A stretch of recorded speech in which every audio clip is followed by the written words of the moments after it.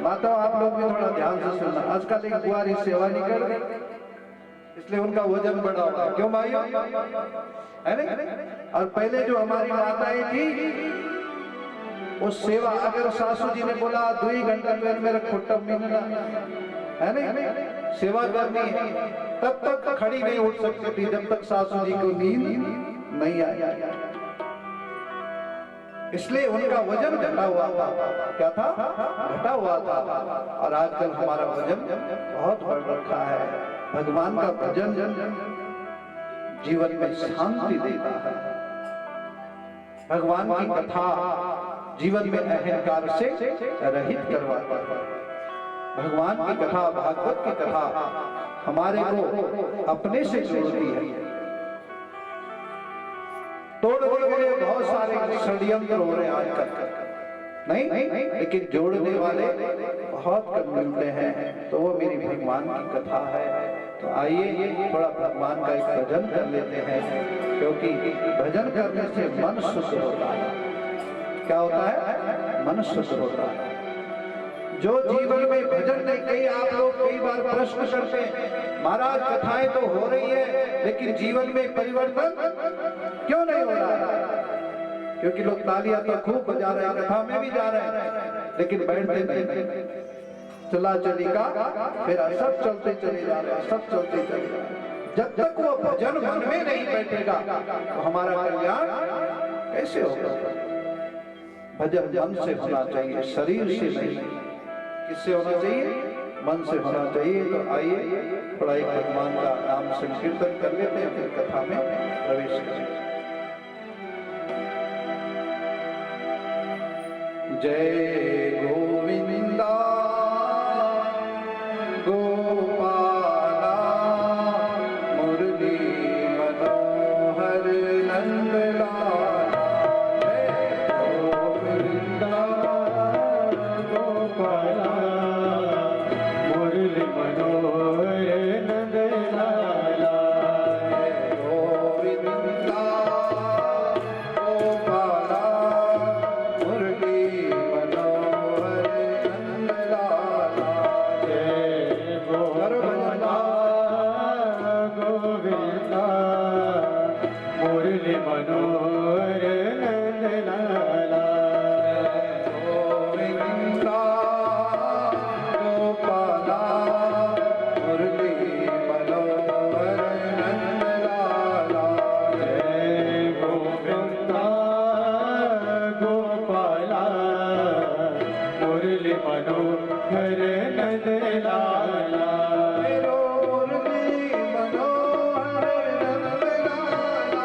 मेरो मुरली मनोहर नंदलाल। मेरो मुरली मनोहर नंदलाल। मेरो मुरली मनोहर नंदलाल। जय गोविंदा गोपाला मुरली मनोहर नंदलाल। जय गोविंदा गोपाला मुरली मनोहर नंदलाल।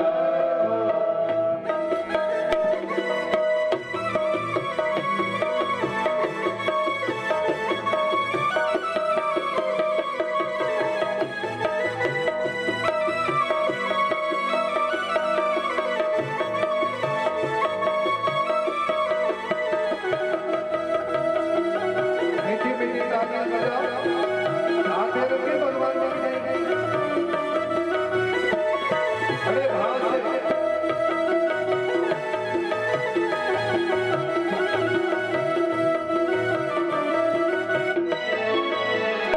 मेरो बंसी बजैया नंदलाला। मेरो बंसी बजैया नंदलाला। मेरो बंसी बजैया नंदलाला। ओ मेरो बंसी बजैया नंदलाला। बंसी बजैया नंदलाला। ओ बंसी बजैया नंदलाला। गोविंदा गोपाला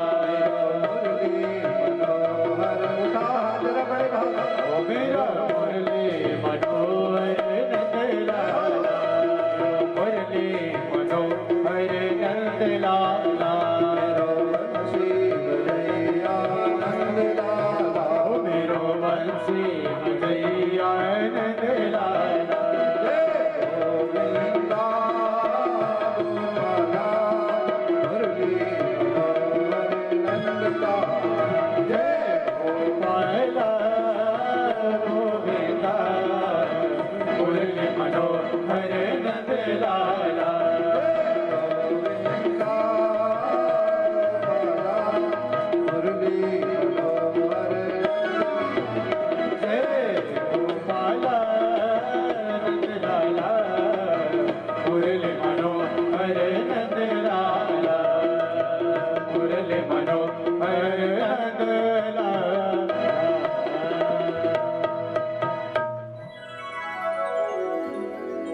बोलिए श्याम सुंदर भगवान की जय हो। जय गोविंदा गोपाला मुरली मनोहर नंदलाल।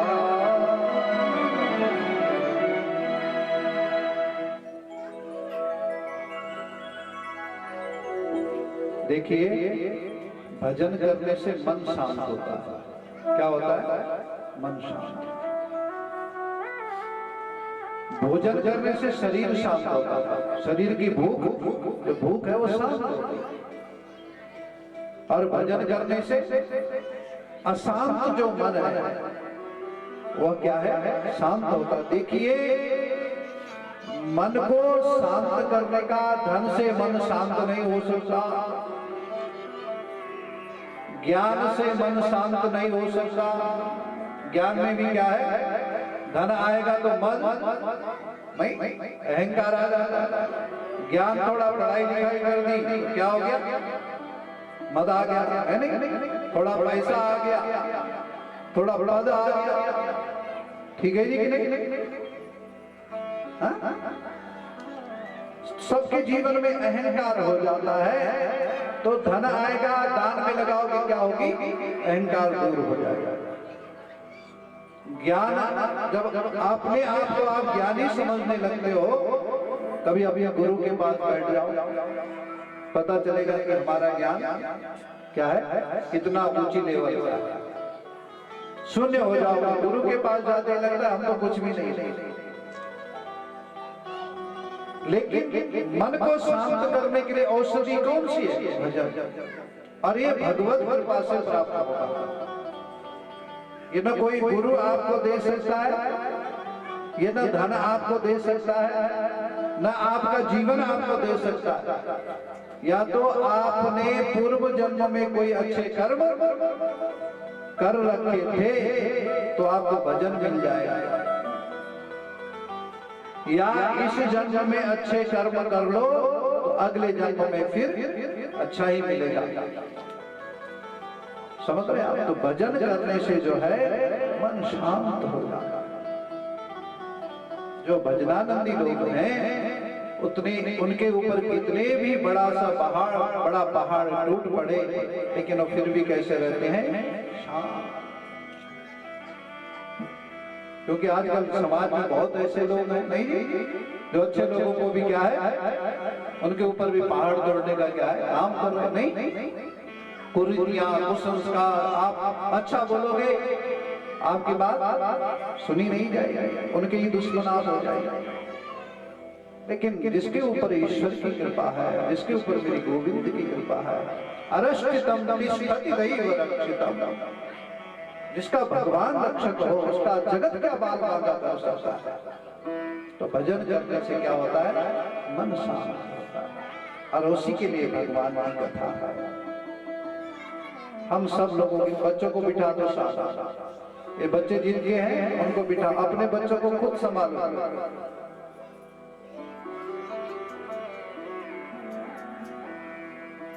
क्योंकि अगर आप अपने बच्चों को नहीं संभालोगे तो बिगाड़ने वाले बहुत मिल जाएगा। इसलिए अपने बच्चों को खुद संभालो। उनके ये संस्कार पहले तो गर्भ से ही आने चाहिए, गर्भ के अंदर से ये संस्कार आने चाहिए। आजकल है ही नहीं। आजकल होना क्या है? माता पेट में बच्चा रहता है तब मोबाइल में व्यस्त रहती है। क्यों माता? सुन रही हो मेरी बात? जब पेट में गर्भ रहता है तो माता जी मोबाइल में व्यस्त रहती है, और जैसे ही वो पैदा होता है, क्यों नहीं जी, तो हम तुरंत उसको मोबाइल में दिखा देंगे, ले बेटा ले, चुप हो, समझ रहे हो? फिर वो मोबाइल से ही प्रेम करेगा, तुमसे कैसे करेगा? क्योंकि तुम्हारे पास तो टाइम ही नहीं है उसके। माँ के पास जब बच्चे के लिए समय नहीं होता है तो फिर बाद में बच्चों के लिए भी माता पिता के पास समय नहीं होता है। हमने जैसा बोया वैसे बोया। अपने आप को संभालना है, उसके लिए भगवान की कथा है।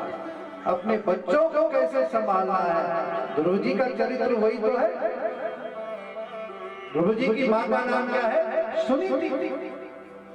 और सुनीति ने अपने पुत्र को कैसे संस्कार दिए, यही तो भागवत कथा है। राजा परीक्षित को पांडवों ने कैसे संस्कार दिए, आप देखिए। ये पता चला कि आज से 7वें दिन मेरी मृत्यु होने वाली है। राजा परीक्षित चाहते तो गाली दे देते, राजा परीक्षित चाहते तो किसी को श्राप दे देते, नहीं। राजा परीक्षित चाहते तो चक्रवर्ती सम्राट थे, किस चीज की कमी थी उनके पास, कौन सा वैभव नहीं था उनके पास।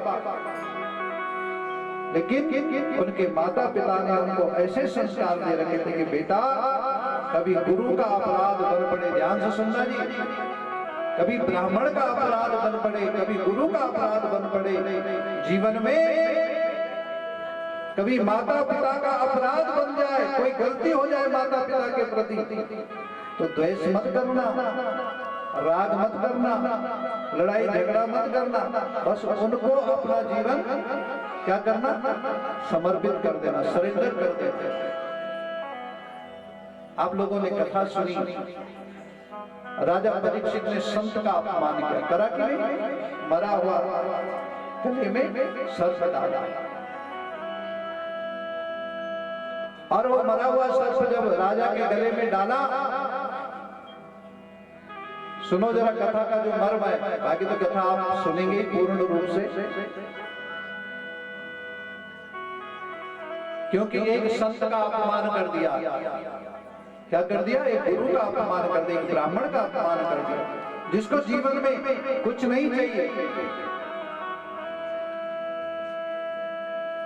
जी, क्या चाहिए? पंडित जी लोगों को क्या चाहिए? जजमानों क्या कथा बोलो होती रहेगी, नहीं दक्षिणा मिले न मिले ये बात की बात, लेकिन क्या होना चाहिए? यजमानों का कल्याण कैसे होगा? यही विधि हो ये नाथ हित मोरा, करहु सुवेगी दास मैं तोरा। ये भाव होना चाहिए जीवन में। तो राजा परीक्षित ने समीक ऋषि का क्या किया? एक संत का अपमान किया, और फिर उनके पुत्र ने उसको क्या दे दिया? शाप दे दिया। आज से 7वें दिन तक्षक काल बन करके आएगा और तेरी मृत्यु हो जाएगी। अब 7वें दिन क्या है? मृत्यु होनी है।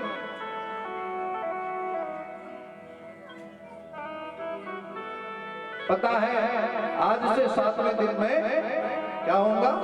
मर जाऊंगा। कल्याण कौन करेगा? न माता काम आए, सुनो, न पिता काम आया, न बंधु काम आया, न पत्नी बोलो काम आई। इतना बड़ा परिवार, समझ रहे? 5 पांडव, द्रौपदी जैसी दादी, उत्तरा जैसी माँ, अभिमन्यु जैसे धर्म धुरंधर पिता, कोई काम नहीं है। क्योंकि आज से 7वें दिन क्या होनी है? बोलो मौत आनी है। श्राप किसने दिया? एक संत ने दिया। क्योंकि जीवन में क्या हो गया था? अहंकार हो गया था, मद हो गया था। और जब कल्याण करने के लिए भी आए, न माता पिता भाई बंधु सखा संबंधी कोई नहीं आया। कौन आए? एक सतगुरु आए, गुरु बन करके आए, संत बन करके आए, ब्राह्मण बन करके आए। उनका नाम था सुखदेव जी महाराज। देखो, जिन संतों के द्वारा श्राप मिला था कि आज से 7वें दिन काल आएगा, तक्षक बनेगा और तेरी मृत्यु हो जाएगी, उन्हीं के द्वारा एक आज क्या भेजा गया? सदगुरु, एक महापुरुष भेजा गया, जिनका नाम है सुखदेव जी महाराज। और सुखदेव जी ने राजा परीक्षित को 7 दिन भागवत कथा सुनाई और उस कथा के प्रभाव से क्या हुआ, राजा परीक्षित मुक्त हो गया। देखो जहर की दवाई क्या है, जहर ही होता है। संतों ने श्राप दिया तो संतों ने क्या कर दिया, कल्याण भी कर दिया। जिस घर में, जिस समाज में, जिस परिवार में न माँ संत है, न पिता संत है, न गुरु संत है, न बच्चे संत है, वहां कल्याण कैसे होगा? जिनके जीवन में धार्मिकता ही नहीं, कैसे कल्याण होगा? तो यही आप हमारे जीवन की कथा है। शाप भी संतों ने दिया तो कल्याण भी किसके द्वारा हो, संतों के ही द्वारा, उन्हीं के द्वारा हमारा क्या है, जीवन। वैसे भगवान की कथा है जो हम सब का क्या है, मंगल करती है। थोड़ा बेस ज्यादा श्री राधा, थोड़ा इको बढ़ा दो, बेस कम।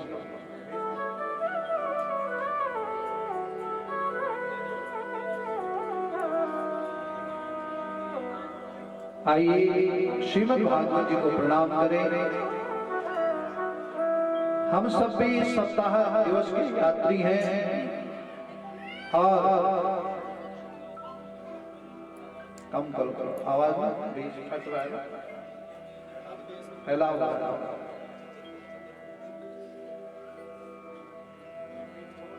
तो हम सब श्रीमद् भागवत जी के महात्म्य को श्रवण कर रहे हैं, भागवत जी को प्रणाम कर रहे हैं।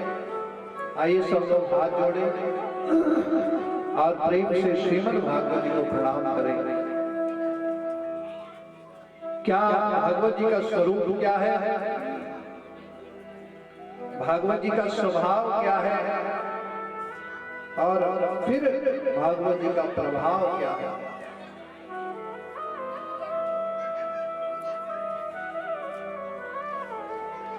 यहाँ पर देवर्षि नारद जी के साथ भक्ति की भेंट होती है और श्रीमद् भागवत जी के महात्म्य को प्रणाम किया जाता है।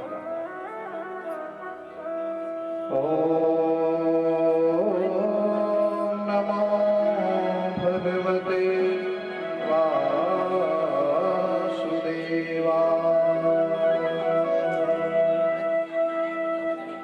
श्रीमद् भागवत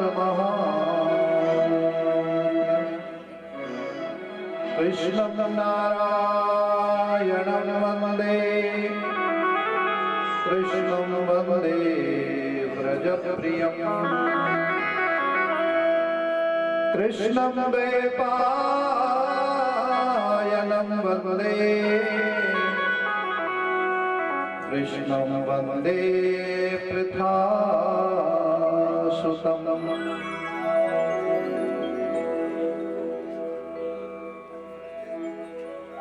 कैसा भगवान का स्वरूप है, भागवत जी बता रही है, भागवत जी का महात्म्य बता रहा है। सच्चिदानंद रूपाय विश्वोत्पत्त्यादि हेतवे तापत्रय विनाशाय श्री कृष्णाय वयं नमः।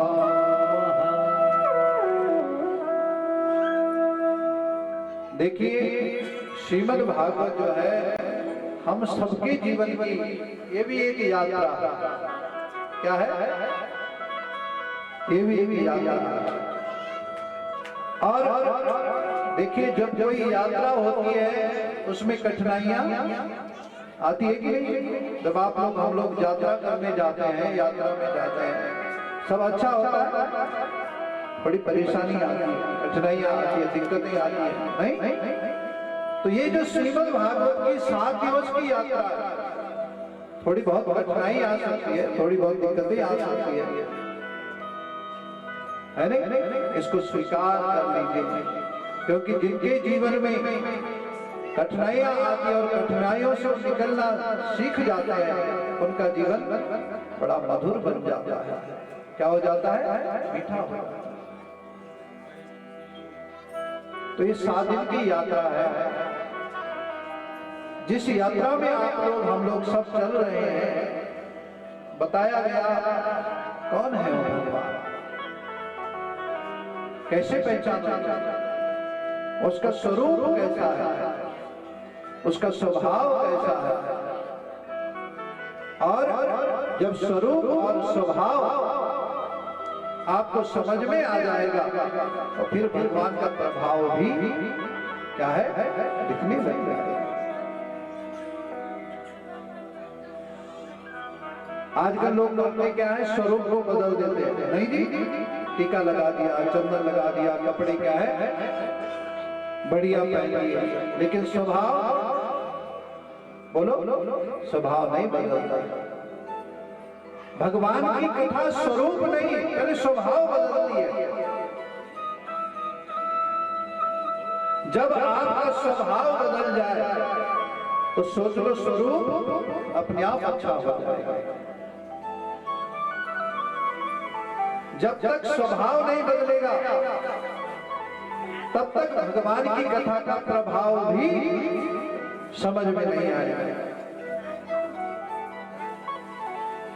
तो भगवान का स्वभाव कैसा है, भगवान का स्वरूप कैसा है, वो भागवत जी बता रहा है। सच्चिदानंद रूपा, भगवान का जो स्वरूप है वो सत्य है। क्या है जी? सत्य है। आप लोगों को आवाज सही आ रही है? फट तो नहीं रही? सही आ रही है? अच्छी आवाज।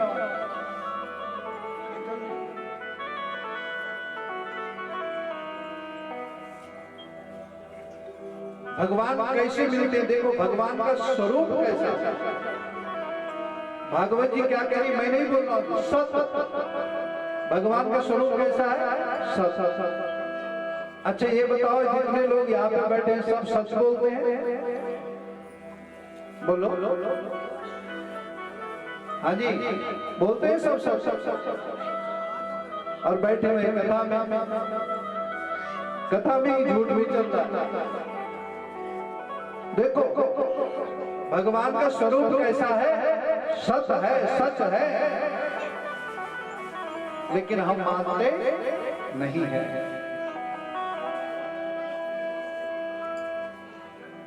हम सच को ढूंढने के लिए निकले कि कहीं कथा में मिल जाए। हम सच को ढूंढने के लिए निकले कि कहीं शादी विवाह की कोई पार्टी हो रही है, वहां भगवान मिल जाए। हम सच को खोजने के लिए निकले कि कहीं पतिउड़ में चले जाए और वहां किसी दुकान पर सच, क्या पता नेगी जी की दुकान पर बैठा हो, नेगी जी भी बोल रहे देखो ये कपड़ा मैंने तुम्हारे लिए ना स्पेशल क्वालिटी का है, बहुत बढ़िया है, समझ रहे आप, तुम्हारे लिए देखो मैं इतने का लाया हूं, इतने का लगा देता हूं, समझ रहे आप। सच है हम सबके जीवन में सच, जबकि हमें पता है हमारा जो माल है वो बहुत बढ़िया है, आपकी दुकान बहुत बढ़िया है, क्योंकि भगवान ने आप हमको मनुष्य बनाया है। क्या बनाया है? मनुष्य बनाया। कुकर शुकर बोलो नहीं बनाया, भैंस नहीं बनाए, बल्द नहीं बनाए, टेला नहीं बनाए, क्या बनाए? मन की बनाया भगवान ने। ये सच है। बड़े भाग मानुष तनु पावा, ये नहीं लिखा है शास्त्रों के बड़े भाग देव तनु पावा। क्या लिखा है? बड़े भाग मानुष तनु पावा, बड़े भाग मानुष तन पाए, बड़े भाग मानुष तनु पावा, बड़े भाग मानुष तन पावा, सुर दुर्लभ सद्ग्रंथ निगावा, सुर दुर्लभ सब ग्रंथ से गावा,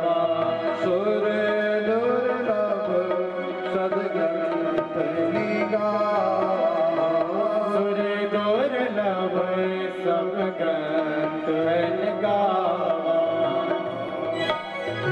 बड़े भाग मानुष तनु पावा। भगवान ने आप हम सबको क्या बनाया है? मनुष्य बनाया है, क्योंकि इस मनुष्य शरीर से ही भजन होगा, इस मनुष्य शरीर से ही कथा सुनी जाएगी। देखो कई बार मेरे को हंसी भी आती है। आजकल हम सब लोग ना साज श्रृंगार में बहुत आगे हो गए। ये जो शरीर है इसका श्रृंगार हमने तब भी करा होगा जब हम भैंस होंगे, उसी में सोए और वही मौत बोलो सब लपेटा होगा। नहीं, इस शरीर का श्रृंगार हमने तब भी किया होगा जब हम पशु होंगे, जब हाथी होंगे। अपने पेट से ये निकाला और उसी में लपेट लपेट करके क्या है बोलो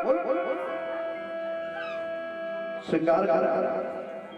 सच बात तो यह है, ये जो हम लोग हीरे मोती पहनते हैं ना, हरि नाम के होने चाहिए, प्रभु नाम के होने चाहिए।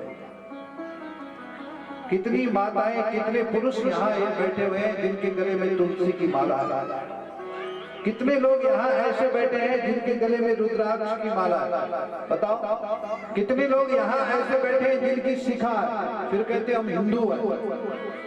क्या है बोलो ना। कितने लोग यहाँ ऐसे बैठे हैं जिनके माथे पे तिलक है। आप भागवत में आप बैठे, आज तो सबके माथे में क्या है बोलो तिलक है। यही तो सौभाग्य है हमारे।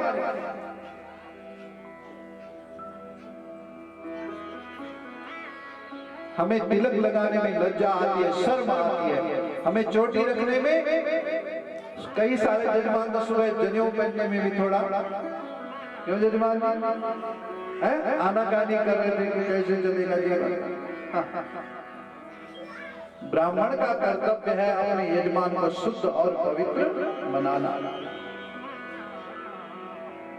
मैंने कल भी कहा था, कल हम लोग मैंने कहा जिसका गुरु बलवान उसका चेला पहलवान। जिसका गुरु अच्छा होता है, समझ रहे आप, गुरु कैसा होना चाहिए? निडर होना चाहिए, निर्भीक होना चाहिए। आजकल तो गुरु लोग भी थोड़ा नाराज है, कहीं जजमान में नाराज हो जाए, भगवान में नाराज हो जाए। अरे आप उसका कार्य कर रहे हो, कैसे नाराज होगा भाई? अगर नाराज होगा भगवान तो होने दो, उसके कार्य को छोड़ो नहीं। जजमान के हित की बात अवश्य करो। और जब तक यजमान का हित नहीं होगा तो पुरोहित का हित, ब्राह्मण का हित कैसे होगा? तो इसलिए हम कहते हैं हम हिंदू हैं। हमारे कहा कितने लोग बैठे हैं जिनके यज्ञोपवीत पहना हुआ? बताओ कितने जरा हाथ खड़े करना जिनके जनेऊ पहन रखे। बोलो हाथ खड़े करो जिनके जनेऊ। एक भी नहीं, एक जजमान और पीछे वाले सब भगवान। ये हमारी संस्कृति है, हमारे संस्कार हैं। क्या हम माथे पे तिलक लगाते कोई हमें नहीं मानता? क्या हम यज्ञोपवीत पहनते कोई हमें नहीं मानता? क्या हम भगवान की कथा सुनाते, क्या हमारे परिवार बच्चे नहीं पढ़ रहे कि नहीं पढ़ रहे? बोलो नहीं, आप बताओ पढ़ रहे कि नहीं?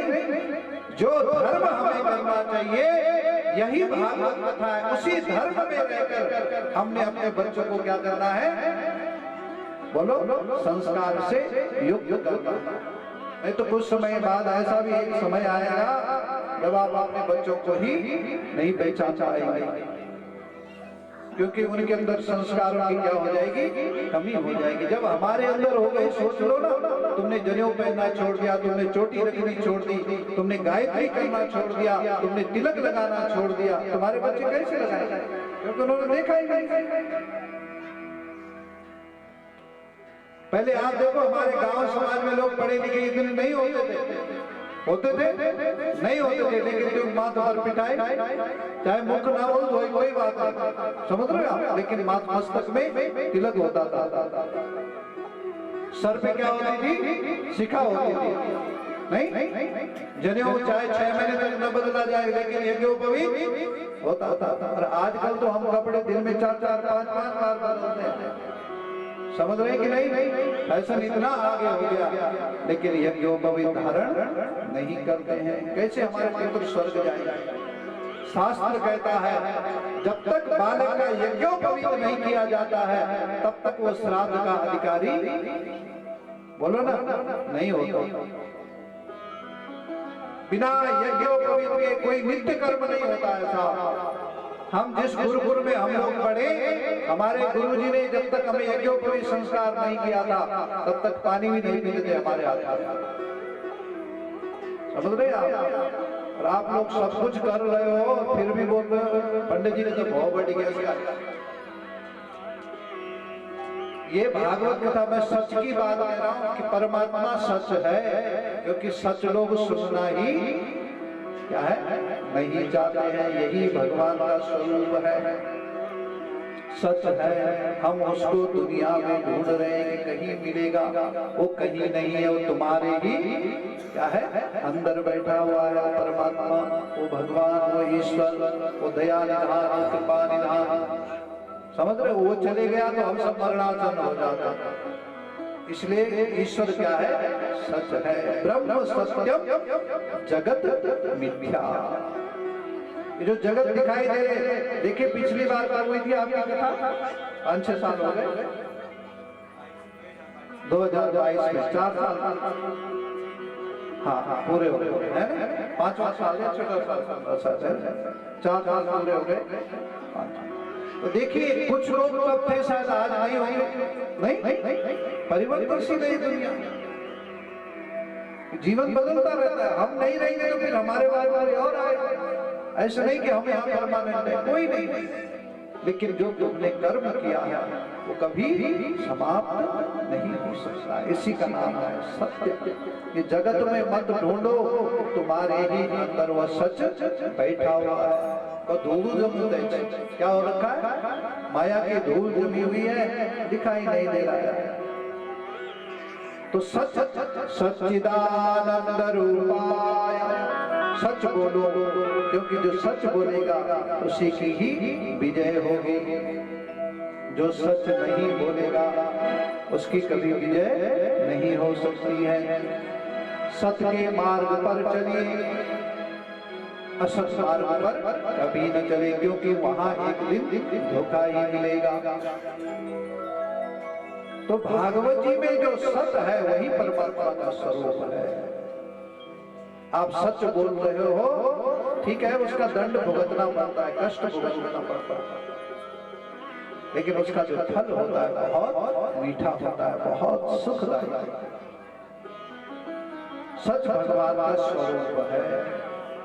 अगर आप सच बोल रहे हो तो सत्य रूप में राम है। दूसरा बताया गया चित्त, सत्य के बाद है चित्त।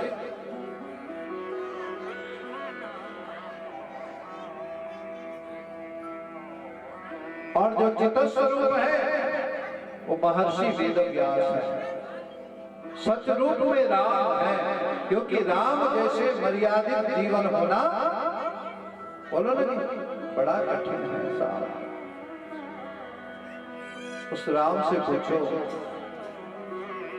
जिसकी पत्नी को जो है दशाना क्या है हरण करके ले गया, और वह राम मानवी लीला कर रहा है। भगवान ब्रह्म जगत का मालिक, दशरथ नंदन, दशरथ के पुत्र, और वह दशरथ के जो पुत्र है वह भी राम राम राम राम करते करते क्या हो गए? बोलो, अपने पुत्र को भगवान मानते थे। वह राम आज जंगल में जा रखा है और अपनी पत्नी के वियोग में क्या है पशु पक्षियों से पूछ रहा है। भोग नहीं, वियोग।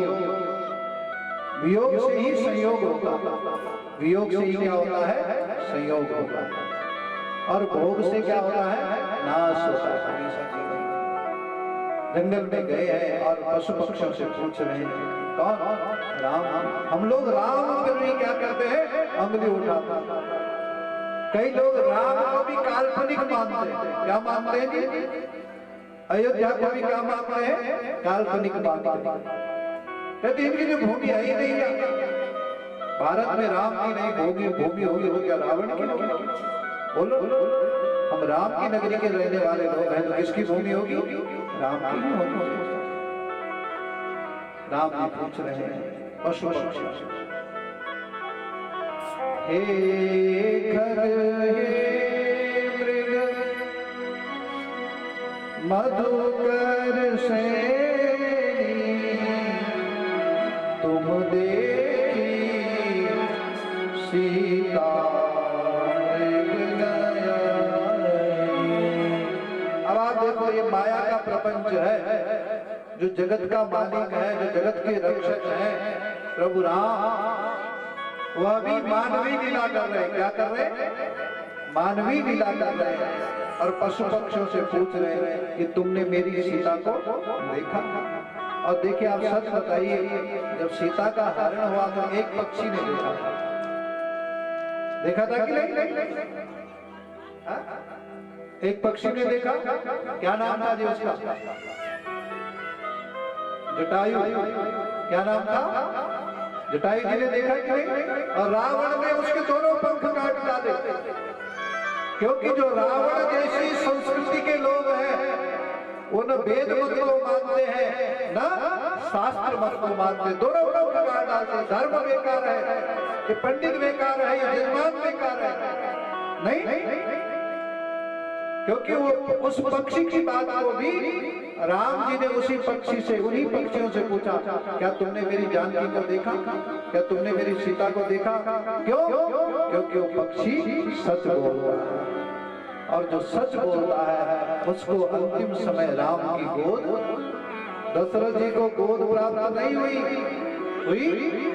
जिन्होंने राम जी को जन्म दिया उस दशरथ को अपने पिता, अपने पुत्र की गोदी में प्राण त्यागने चाहिए थे, लेकिन वो भी राम राम राम राम करते हुए बिना राम के प्राण त्याग दे दिए।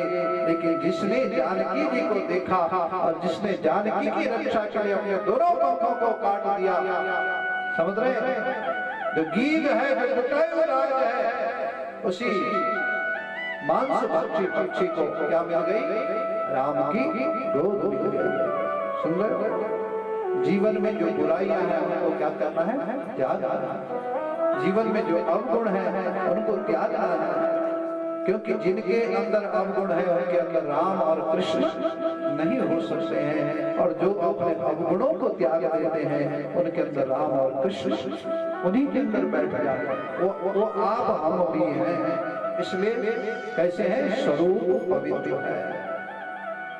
इस स्वरूप ये जो मनुष्य शरीर है इसको शुद्ध बनाओ, पवित्र बनाओ, अच्छा बनाओ, और जब ये अच्छा होगा तो भगवान इसमें बैठ जाएगा।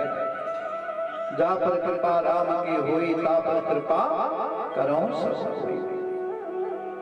गंदे मन में, अशुद्ध मन में, अशुद्ध पात्र में, देखो आपने देखा जिस पात्र में कोई थूक देता है आप उस भोजन को खाते हो?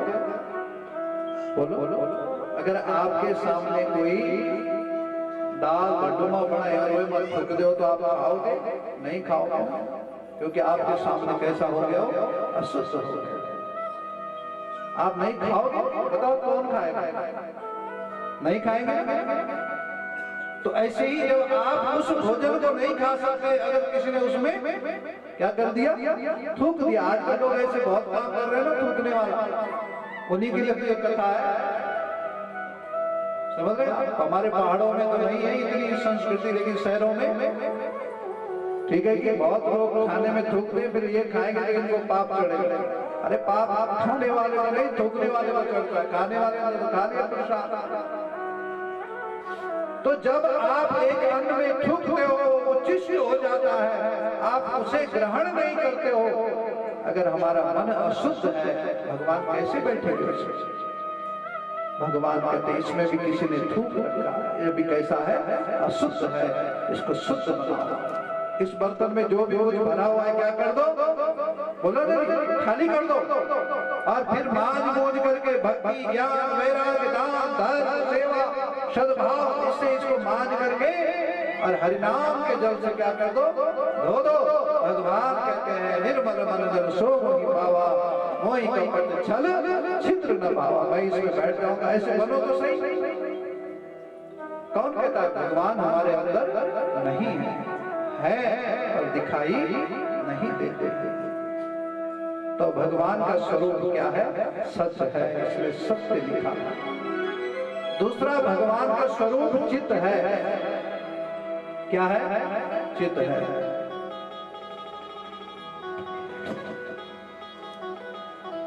और जो भगवान का दूसरा स्वरूप चित्त है,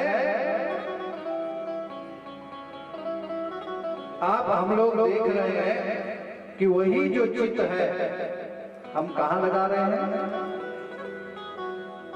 अब आज मैं देख रहा हूं, कल रात को यहाँ विवाह, रात्रि को क्या था? बारात आई ना और विवाह संस्कार था। सब लोग, अच्छा ये बताओ कल कितने लोग नाच रहे थे? रात में जरा हाथ खड़े करके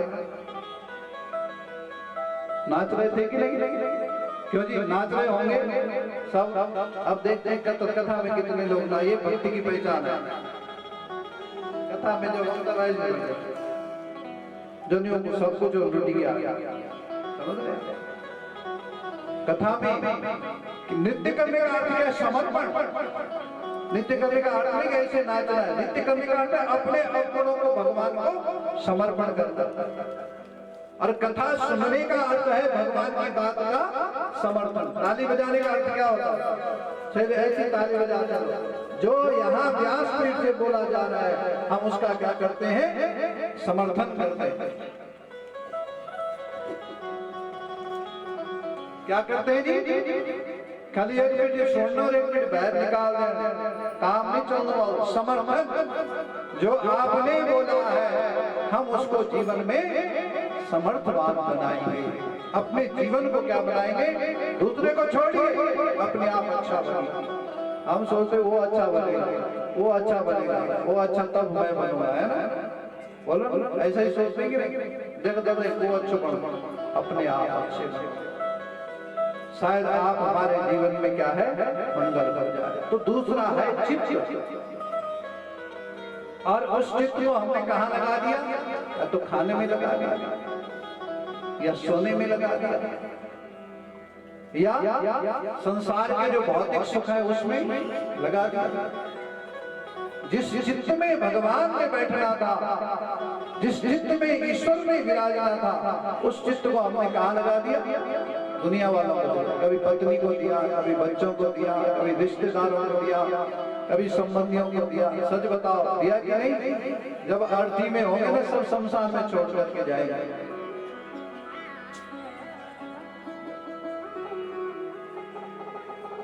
जब अर्थी में होंगे, जिन दिन को ये दिल दे रखा है, जिन दिन को ये चित्त दिया, कोई शमशान में साथ जाएगा? साथ चलेगा? कोई नहीं चलेगा ना। धनानि भूमा पशवश्च गोष्ठी भार्या गृहे द्वार सखा शमशाने देह स्थिताया परलोक मार्गे धर्मानुगोग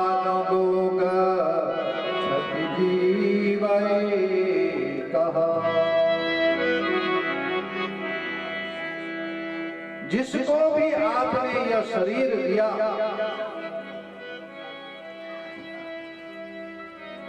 जिसको भी आपने ये दिल दिया,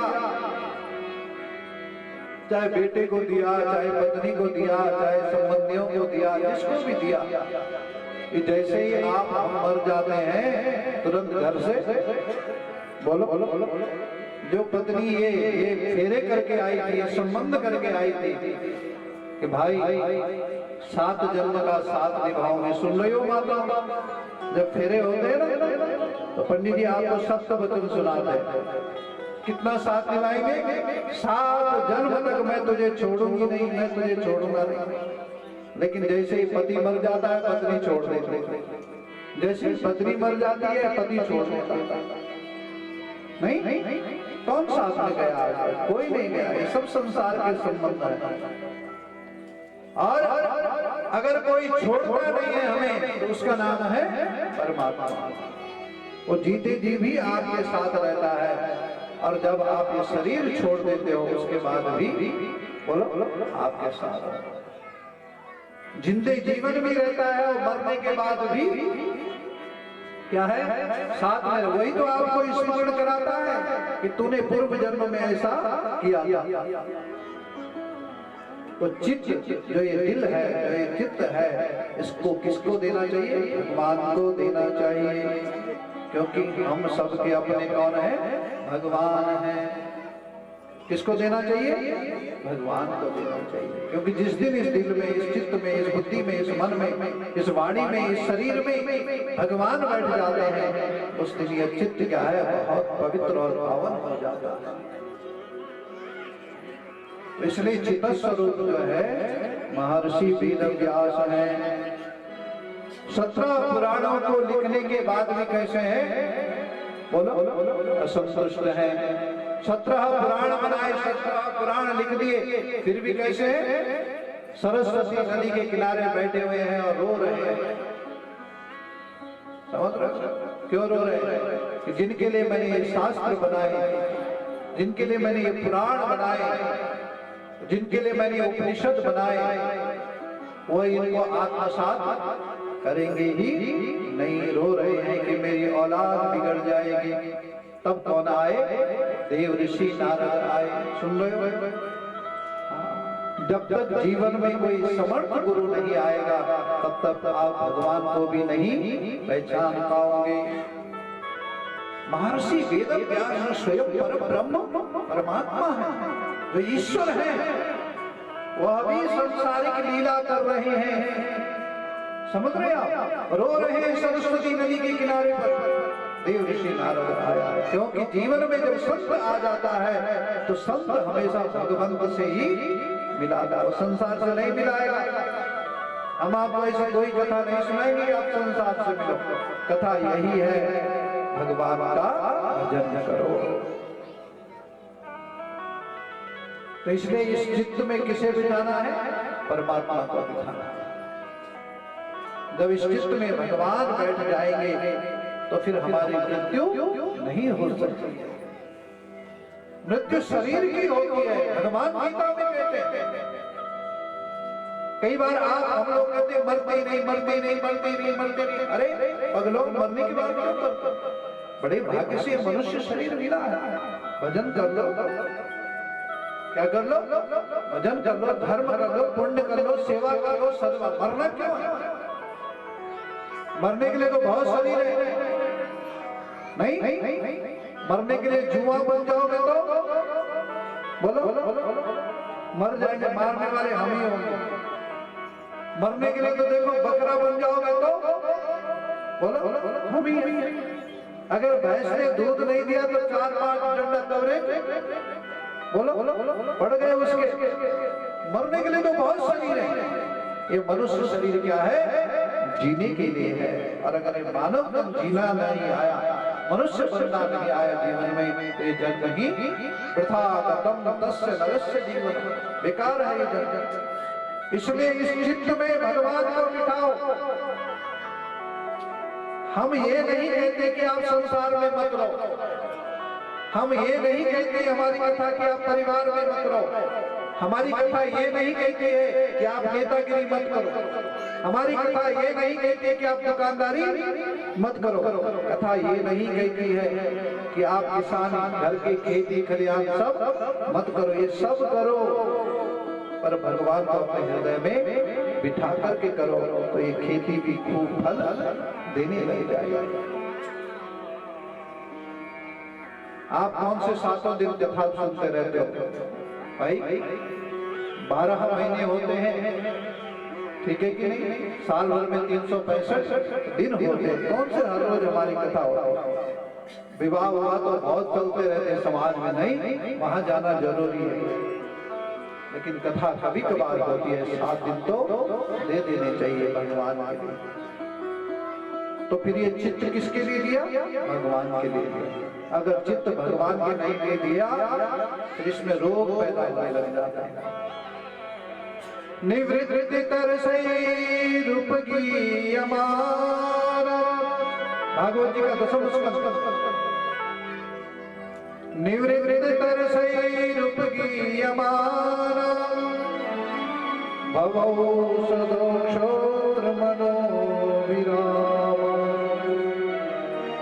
कहते हैं इस शरीर की निवृत्ति अगर चाहते हैं, रोग से निवृत्त होना चाहते हैं, तो यहाँ किसको बिठाओ? भगवान को बिठाओ।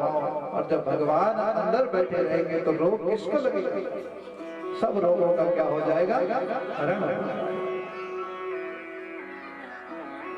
और फिर तीसरी बात आती है सत, चित्त और आनंद। आनंद जो है भगवान का स्वरूप है। आनंद मनुष्य का स्वरूप है।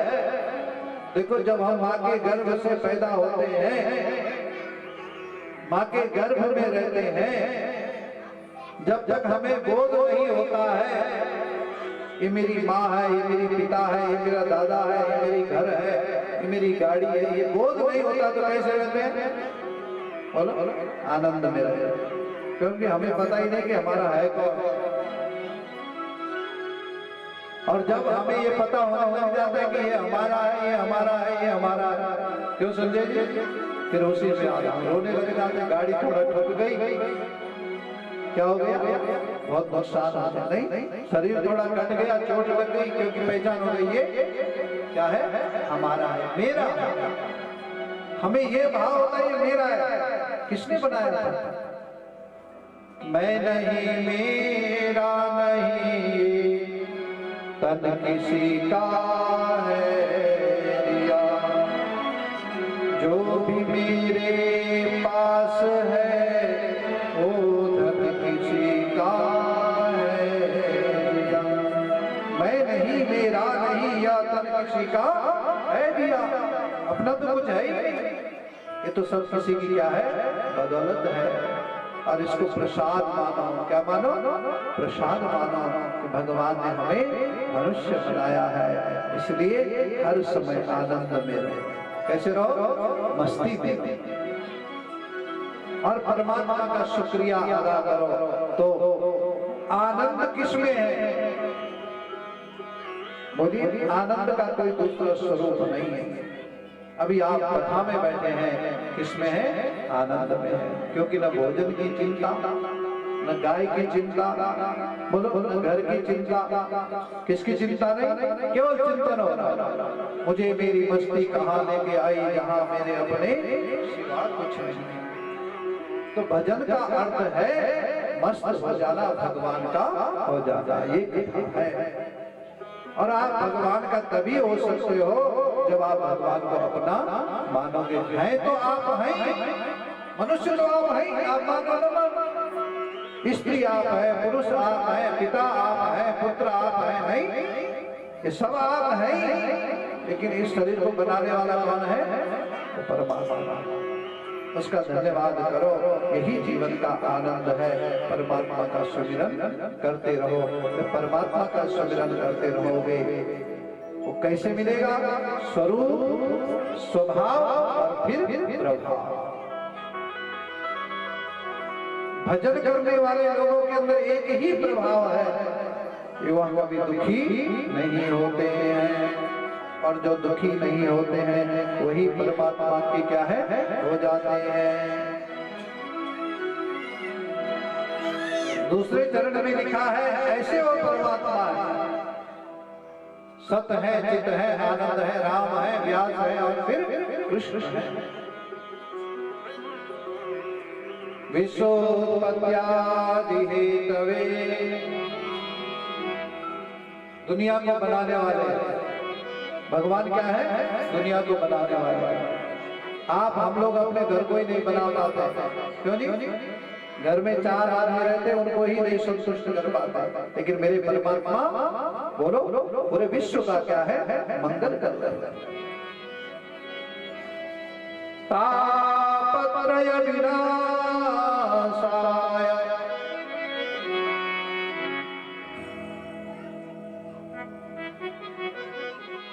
बरसात जब होती है ना, नदी नाले सब उफान पे होते हैं, नहीं?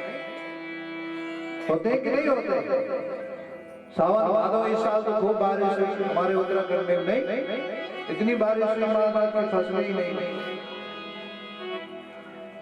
देखो ये जो संसार है, जो समय है, कुछ न कुछ बारिश करता रहता है। दैहिक दैविक भौतिकता, दैहिक दैविक भौतिकता, दैहिक दैविक भौतिकता, दैहिक दैविक भौतिकता, राम राज का नहीं व्याप, राम राज आहो गए बापा, राम राज का नहीं व्याप, राम राज आहो गए बापा। दैहिक दैविक और भौतिक, तीन प्रकार के दुख हैं जीवन में, तीन प्रकार के क्या है कष्ट हैं। दैहिक दैविक भौतिकता,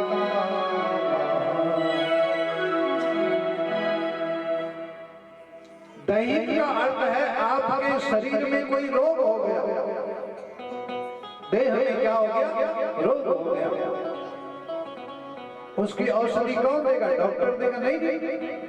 अगर सिर का रोग है तो दिमाग वाले के पास जाना पड़ेगा, अगर पेट का रोग है तो गैस्ट्रो वाले के पास जाना पड़ेगा। नहीं, ठीक है कि नहीं? अब आपका सिर का रोग है और आप पेट वाले के पास चले गए, कैसे ठीक हो जाओगे? क्योंकि आजकल सबको किसका रोग हो रखा है? बोलो ना, सिर का रोग हो रखा है। देखो देखो देखो मुंडा है ना? क्यों जी? नहीं, किसी को धन का, किसी को पत्नी का, किसी को बच्चों का, किसी को पद का, किसी को स्वरूप का, किसी को स्वभाव का। हम आप लोग बोलते हैं मुंडा बोल दे कि नहीं बोल? समझ रहे? अब देखो सर का जिसका रोग है उसकी औषधि किसके पास? न्यूरो वाले डॉक्टर के पास जाना पड़ेगा। लेकिन जिसको दिल का रोग हो रखा है उसका डॉक्टर कौन? बोलो परमात्मा। क्योंकि भगवान दिमाग वालों को नहीं मिलते हैं। आजकल दिमाग वाले क्या हो गए? ज्यादा हो गए, और दिल वाले क्या है जी? कम हो गए। नहीं माताओं है कि नहीं? पहले कहीं दूर गांव में मरता था कोई, यहीं से हमारे आंखों में अश्रु की धारा क्या है पहले लग जाती थी। आज तो पड़ोस में भी कोई मर रहा है लेकिन आंखों से आंसू बोलिए नहीं गिर रहे, क्योंकि हम दिमाग वाले हैं, बुद्धि वाले, दिल वाले नहीं है। और भगवान किसको मिलते हैं? जिसका दिल क्या है? बहुत सुंदर है। जिसका दिमाग सुंदर है ना, भगवान कहते हैं मेरी दुकान में नहीं आ सकता। जिसका दिल सुंदर है, इसलिए दैहिक दैविक भौतिकता। शरीर में कोई रोग हो गया है, शास्त्र कहता है डॉक्टरों के पास जाओ, लेकिन भगवान का भजन भी बहुत बड़ी औषधि है। भजन करो, धर्म करो, दान करो, सेवा करो, सद्भाव करो, देह के रोगों से क्या मिल जाएगी? मुक्ति मिल जाएगी। पूर्व जन्म के कर्म है, भोगने पड़ेंगे। दूसरा है दैविक। देखिए असमय बारिश होना, अन्न पैदा न होना, भांति भांति प्रकार के क्या है रोग हो जाना, असमय हो जाना जिसका कोई समय नहीं है, दैविक प्रकोप है। और दैविक प्रकोप कब होता है? जब भूमि पर यज्ञ बोलो नहीं होता। दैविक प्रकोप कब होता है? जब घर में माता पिता का सम्मान बोलो नहीं होता। दैविक प्रकोप तब होता है जब समाज में ब्राह्मणों का अपमान बोलो होने लग जाता है। दैविक प्रकोप तब होता है जब आप खेती खलिहानों को बंजर क्या है, छोड़ने लग जाएगा। भागवत की कथा प्रकृति को सुधारने की कथा है। भागवत की कथा नदी को बचाने की कथा है। भागवत की कथा हमारा शरीर अच्छा कैसा रहे इसकी कथा है। भागवत की कथा है मनुष्य का जीवन स्वस्थ कैसा रहे उसकी कथा है।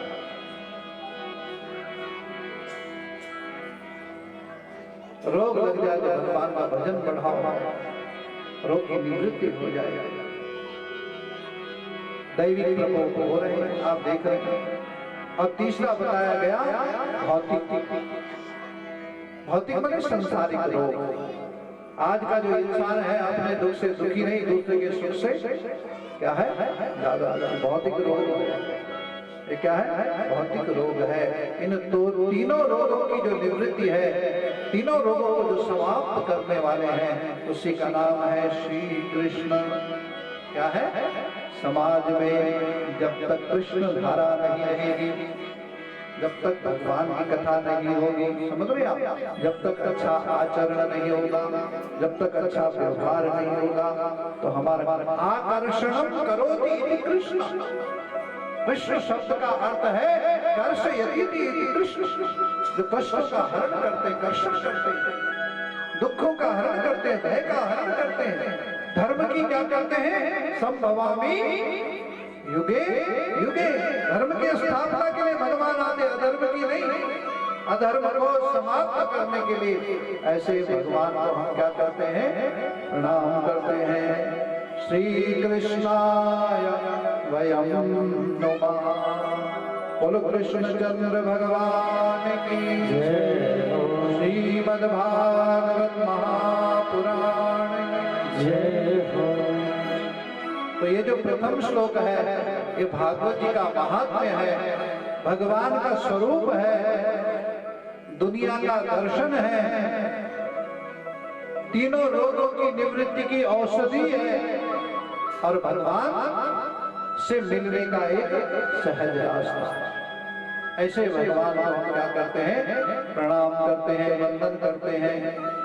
प्रणाम करने का अर्थ है समर्पण हो जाना।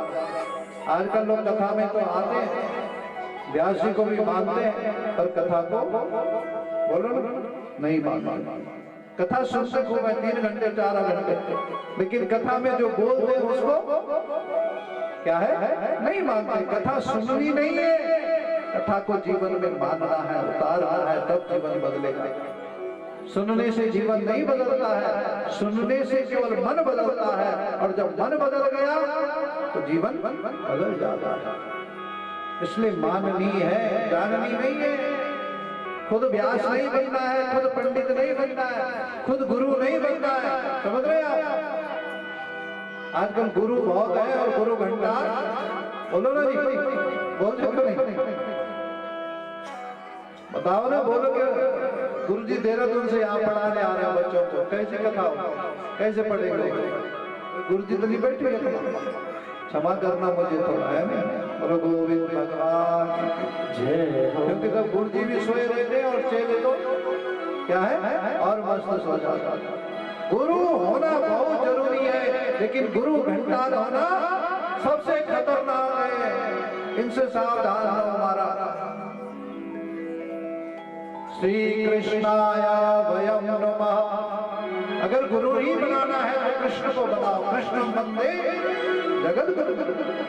जगत का जो मालिक है कौन है, परमात्मा है, उसको ही अपना गुरु बनाओ। जब आप उसको अपना गुरु बना लोगे, विश्वास जगा लोगे, तो कोई ना कोई गुरु जरूर प्रकट हो जाएगा।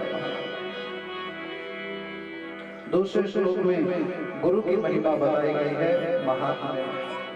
भगवान मिलेंगे कब, जब गुरु बढ़िया हो। यम प्रजन्तमनुपेतमुपेत कृत्यम् द्वैपायनो विरह कातर आजुहाव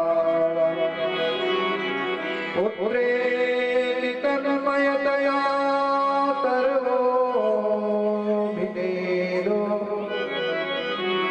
तं सर्वभूत हृदयम् मुनिमानतो सर्वभूत हृदय मुनिमान तो जो सबका कल्याण चाहता हो उसी को क्या कहते हैं जी? गुरु कहते हैं। सबका कल्याण चाहता उसी को गुरु कहते हैं। अपना कल्याण नहीं, सबका कल्याण।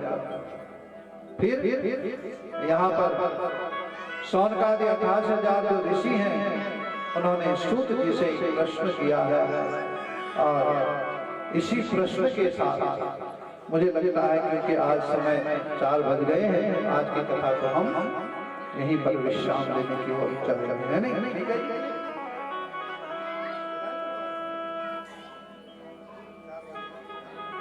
यहीं पर विश्राम लेने का प्रयास करेंगे।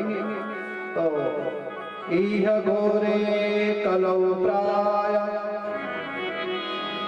जीवश्च सुरतां गतः क्लेशः क्रान्तस्य तस्यैव शोधने किं परायणम्।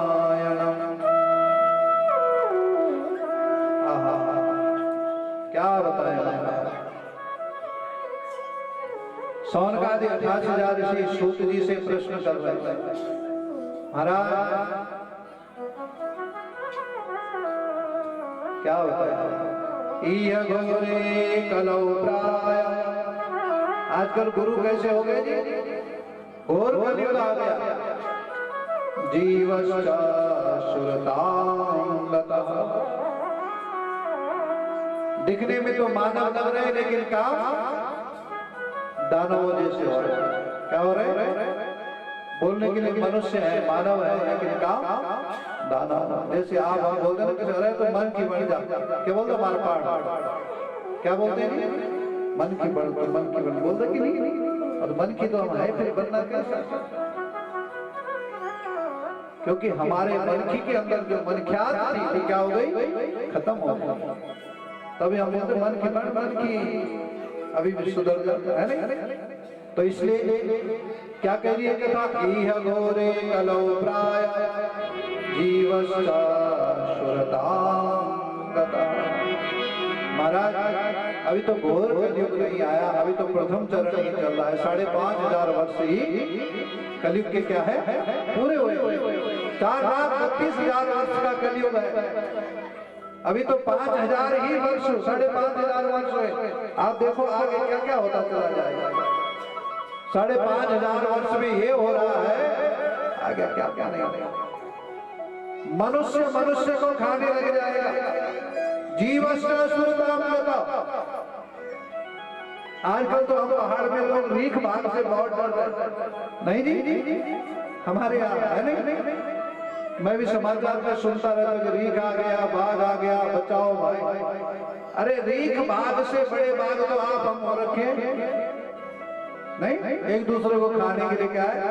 बोलो ये क्यों बढ़ रहा है आज के साथ? क्या है? क्या करना है? कैसी खींची जाए? नहीं खाने के लगे। बोलो रीख बाघ तो खाएंगे जब आप उनके पास जाएंगे। वो तुम्हारे घर में नहीं आएंगे खाने के लिए, वो तुम्हें तब खाएंगे जब तुम उनके जंगलों में क्या है जाओगे। लेकिन हम तो ऐसे हैं कि अपने ही घर में रह करके दूसरे को खाने में। जीवश्च सुरतां गतः, यही भागवत की कथा है। ये जीवन में ये वृत्ति नहीं होनी चाहिए, छोड़ देनी चाहिए।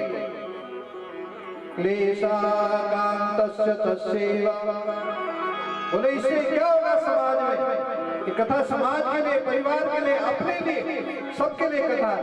बोले हर घर में, हर गांव में, हर जगह क्या होगा? क्लेश होने लगेगा। पति पत्नी का झगड़ा नहीं, सास बहू का झगड़ा, जेठानी देवरानी का झगड़ा। पहले तो 5-5, 10-10, 20-20 माताएं, 20-20 भाई इकट्ठे रहते थे। 40-40, 50-50 परिवारों का क्या है घर होता था। आजकल पत्नी और पति और हम दो और हमारा। बोलो जी एक। अब कुछ दिनों में ऐसा है कि हम दो हमारे। बोलो निर्जला। बोलो गोविंद भगवान। हाँ हो रहा है ऐसे। नहीं हो रहा है, देख लो हम बच्चे ही नहीं जाते, फिर फूकेगा कौन हमें? क्या है? अरे तुम अगर अपने वंश वृद्धि को नहीं करोगे तो फिर दूसरा जलाएगा, और जब दूसरा जलाएगा तो तुम उसके ऊपर पाप चढ़ गए। हमारा सनातन कहता है हमारा वंश, बोलो ना, अवश्य बढ़ना चाहिए। सनातन धर्म कहता है 2 पुत्र तो अवश्य होने चाहिए, एक अपने लिए और एक देश के लिए, एक अपने लिए और एक धर्म के लिए, एक अपने लिए और एक राष्ट्र के लिए। 2 संतानें बहुत जरूरी है। कुपुत्र के मरोगे तो कहां जाओगे? नरक जाओगे। शास्त्र कहता है, मैं नहीं कह रहा हूं। क्लेशः क्रांतस्य तस्यैव। समाज में जब धर्म नहीं, जब आस्था नहीं, जब संस्कार नहीं, जब सद्विचार नहीं, तो क्या होगा? क्लेश ही क्लेश होने लग जाएंगे। कल्याण कैसे होगा? शोधने किम परायणम। ये प्रश्न है आप सब लोगों के लिए, कल के लिए। क्या कि घर में जब कलह होगा, जीव का जो भाव है वो आसुरी हो जाएगा, खान पान रहन सहन सब बिगड़ जाएगा, है नहीं? जब खान पान रहन सहन, जहां जिस घर में खाना नहीं पीना नहीं, है नहीं, वहां कभी लड़ाई झगड़ा नहीं होता है। जब रहन सहन बिगड़ जाएगा तो घर में कलह होने लग जाएंगे, समाज में कलह होने लग जाएंगे, और शुद्धता क्या है? एक किनारे पर खड़ी रह जाएगी, पवित्रता देखती रह जाएगी, और समाज विनाश की ओर क्या है? चलता चला जाएगा। हमारा घर, हमारा परिवार, हमारा समाज, हमारे संस्कार कैसे जीवित रहेंगे, उनकी शुद्धि कैसी होगी, उसी के लिए भागवत कथा है। उसी के लिए क्या है? संस्कारों के लिए श्रीमद् भागवत की महापुराण की कथा है। जीवन पवित्र बन जाता है। देखो कितना सुंदर। हमारे रणवीर जी का खर्चा बहुत कम हो गया भागवत। अगर शादी करा दे तो न जाने कितना खर्चा। एक बार रणवीर जी के मन में यही आया, इस बार भागवत कथा छोड़ के।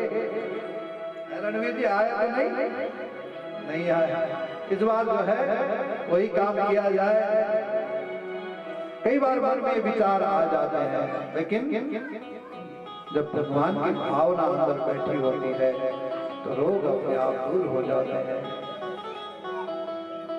यह कथा इस परिवार को, आप हम सबको सन्मार्ग दे, हम सबके जीवन को अच्छा आदर्श बनाए, पवित्र बनाए, हमारे अंदर दया हो, हमारे अंदर धर्म हो, हमारे अंदर संस्कार हो, है नहीं? ये कब होंगे? शुद्धि जब जीवन कैसा होगा? शुद्ध होगा, पवित्र होगा, और उसके लिए भागवत की कथा है। ये जीवन को शुद्ध बनाती है और पवित्र बनाती है। तो जब पवित्र बनाती है, हम सबको भी पावन बनाने वाली है। तो यहीं पर आज की कथा को विश्राम करते हैं। कल के लिए प्रश्न है कि जीवन कैसे शुद्ध होगा, हमारे घर के कलह कैसे खत्म होंगे। आप देखिए, जिस घर में भी आपने देखा, रामायण रामचरितमानस को देखा, विभीषण जी ने राम के लिए क्या कर दिया? लंका का राज्य छोड़ा कि नहीं छोड़ा? आप बताओ। और फिर लंका का राज्य किसको मिला? रावण को मिला या विभीषण को मिला? बताओ ना, किसको मिला? विभीषण को मिला, क्योंकि छोड़ा जीवन में। क्या किया? जीवन में त्याग किया है। इसलिए जो त्याग करता है उसको ही शांति मिलती है। जो राग करता है, जो झगड़ा करता है, उसके जीवन में ही अशांति आती है। हम सबको त्याग की भावना होनी चाहिए। इसी भाव के साथ आज की कथा को विराम करते हैं। कल ठीक आप सब लोग 11:30 बजे यहाँ पर पहुँच जाएं, ताकि कथा का विश्राम 3:30 बजे पूर्ण रूप से हो। सुबह का जो समय है पूजा का, यजमान लोग 7:30 बजे पहुँच जाए, ताकि 10:30 बजे तक भगवान का पूजन का कार्य संभोग में निवृत्त हो जाए। और फिर कथा आइए एक सुंदर भाव के साथ भगवान का क्या है गुणानुवाद करते हैं। हरे राम राम राम जी जप गारदार सिमरन, राम राम राम जप गारदार सिमरन, राम राम राम जी जप गारदार सिमरन, राम राम जप गारदार सिमरन।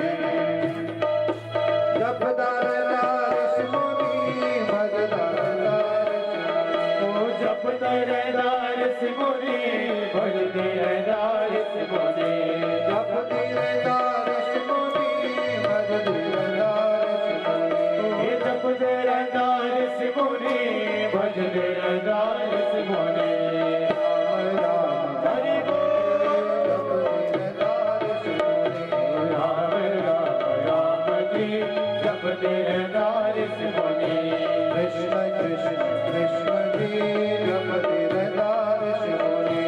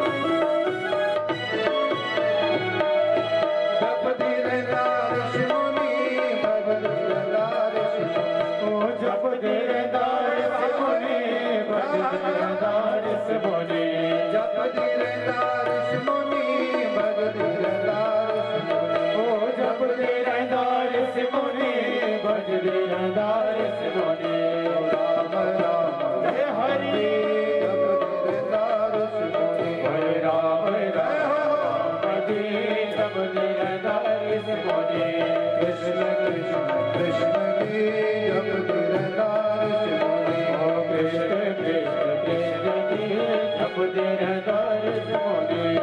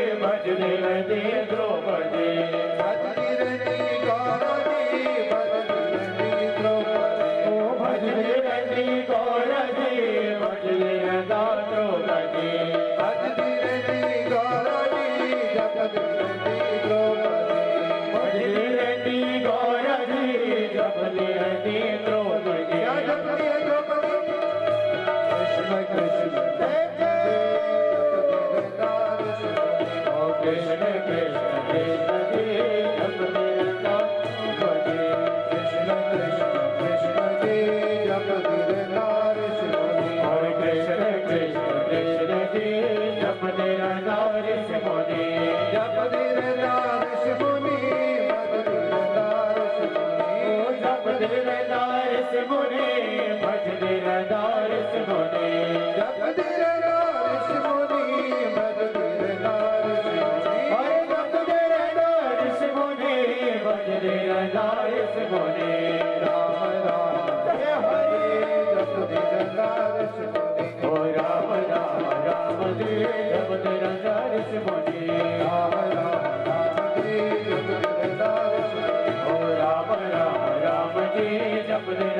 ऋषि मुनि ओ जपते रहता ऋषि मुनि भजते रहता ऋषि मुनि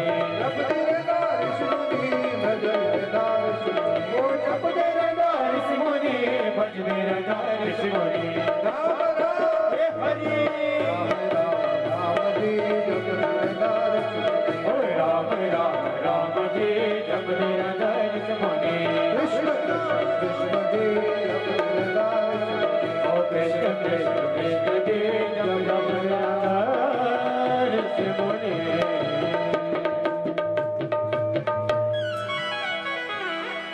बोलिए श्याम सुंदर भगवान की श्रीमद्भागवत महापुराण की जय हो आज के आनंद की जय जय श्री राधे जय जय श्री राधे श्याम।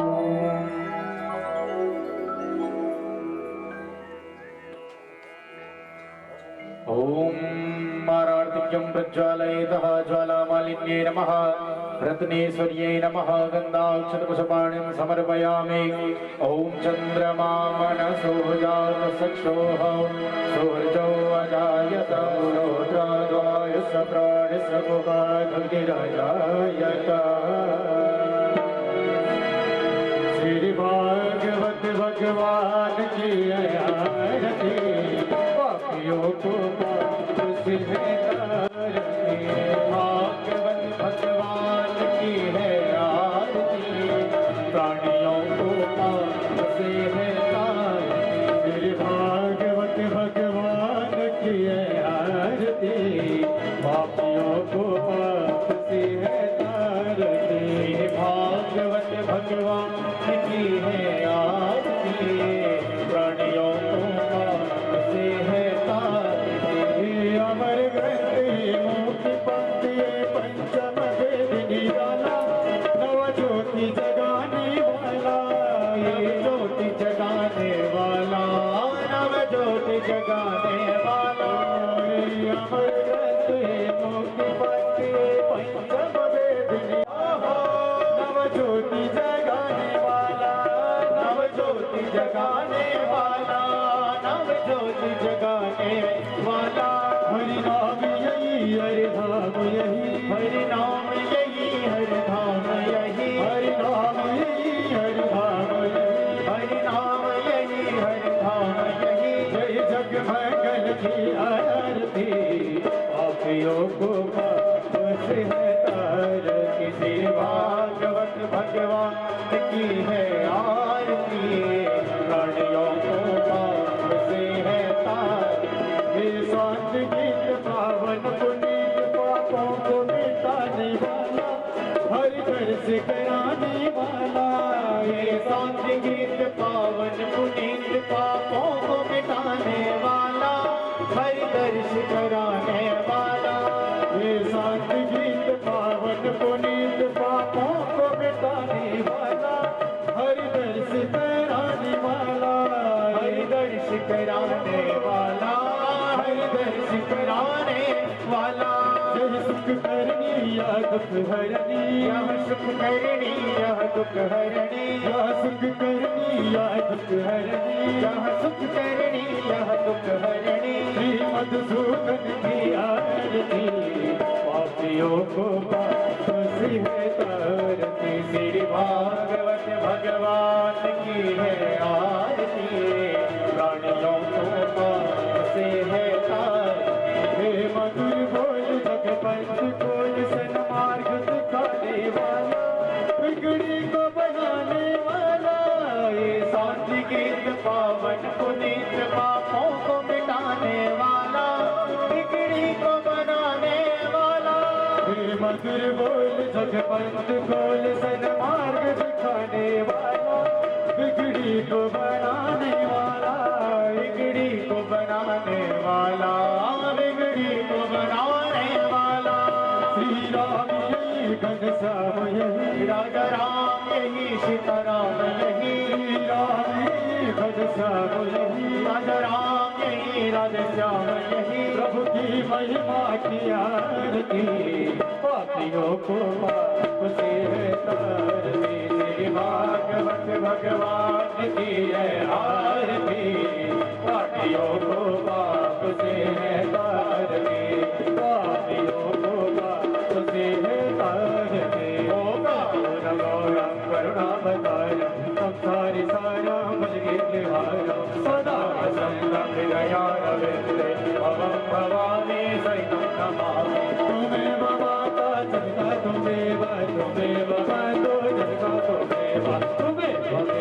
ज्ञानगुणः त्वमेव त्वमेव शरणं मम देवदेव त्वमेव माता च पिता त्वमेव त्वमेव बन्धो जगतो त्वमेव त्वमेव मे ज्ञानगुणः त्वमेव त्वमेव शरणं मम देवदेव लीलाभुज सवन कोमलांग हो सीता समारो विद्वांग भागम बालो महासाई गुजारि राम नमामि राम भगवत्सनाम मनोरथमाय तुल्यमेव विदेन्द्रियं बोधिमतापरेशं वातावरणमाय नरियोतमोक्षं श्रीरामदूत शरणं प्रपद्ये श्रीरामदूत शरणं प्रपद्ये हरे राम राम राम हरे हरे हरे राम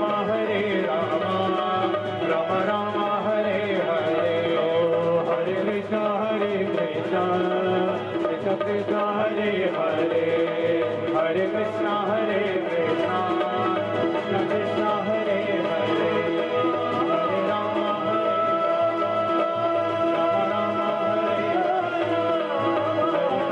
हरे हरे कृष्ण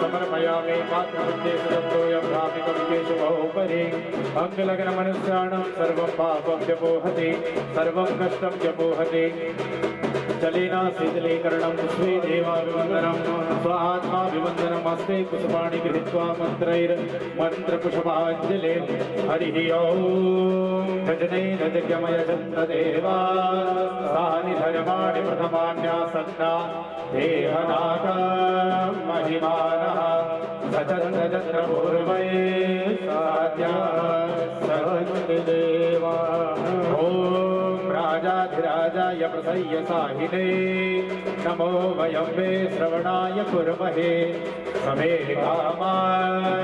रामनामाय मह्यं कामेश्वरो मे श्रवणो दधातु कुबेराय वै श्रवणाय महाराजाय नमः ॐ विश्वदस्तुर्गविश्वतोमुखो विश्वतोमाहुर्गविश्वतसमात् सम्बाहुभिया भमति सम्पदत्रैर्यावा भूमि जनयन्तदेवैता ॐ एकदन्ताय विद्महे वक्रतुण्डाय धीमहि तन्नो दन्ते प्रचोदयात् ॐ नारायणाय विद्महे वासुदेवाय धीमहि तन्नो विष्णु प्रचोदयात् ॐ महालक्ष्म्यै च विद्महे विष्णुपत्न्यै च धीमहि तन्नो लक्ष्मी प्रचोदयात् पुरुषाय विद्महे महादेवाय धीमहि तन्नो रुद्रः प्रचोदयात् कात्यायन्यै च विद्महे कन्याकुमारी च धीमहि तन्नो